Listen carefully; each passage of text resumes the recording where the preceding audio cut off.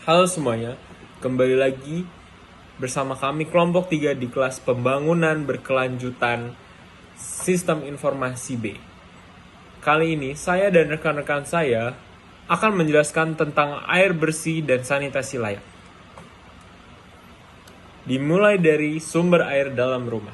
Sumber air dalam rumah-rumah di Indonesia umumnya berasal dari beberapa sumber utama, termasuk air PDAM, atau disebut juga perusahaan daerah air minum.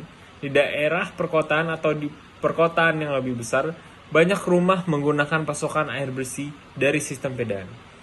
PDAM menyediakan air yang telah diproses dan diolah sehingga aman untuk dikonsumsi. Ada juga yang menggunakan sumur bor atau gali, biasanya ada di daerah pedesaan atau daerah yang belum terjangkau oleh jaringan PDAM.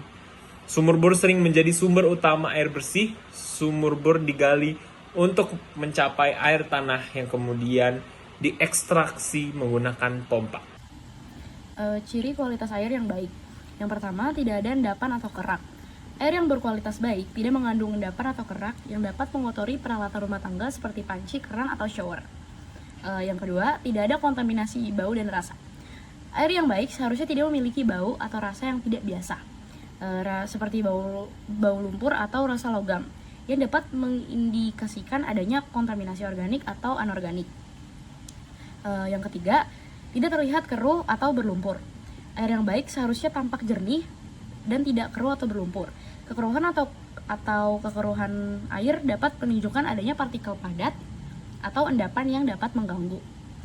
Yang keempat, kepucatan dan kecerahan atau tidak berwarna. Air yang baik memiliki warna yang jernih dan tidak berwarna, menunjukkan sedikit atau tidak ada kontaminasi partikel padat. Selanjutnya, untuk ciri kualitas air yang baik, yang pertama itu ada tingkat pH yang seimbang.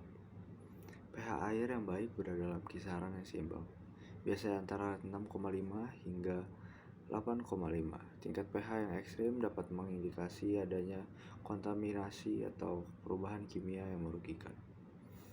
Untuk yang kedua itu tidak ada kontaminan kimia berbahaya.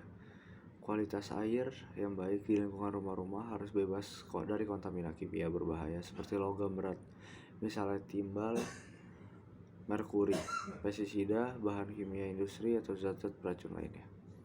Untuk yang ketiga, tidak mengandung zat beracun. Air yang baik tidak boleh mengandung zat-zat beracun seperti logam berat, misalnya timbal atau arsenik, atau bahan kimia berbahaya, misalnya pestisida, bahan kimia industri. Pendidikan masyarakat. Sosialisasikan pentingnya menjaga kualitas air dan teknik-teknik yang dapat dilakukan oleh warga untuk memperbaiki melalui penyuluhan, seminar, atau kampanye lingkungan. Selanjutnya ada kerjasama dengan pihak terkait.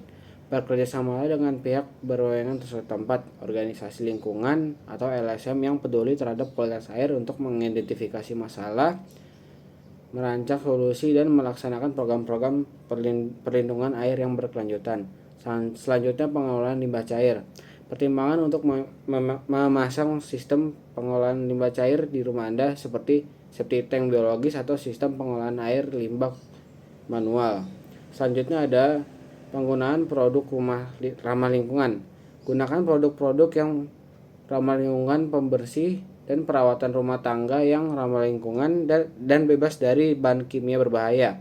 Hal ini akan membantu mengurangi pencemaran air limbah rumah tangga.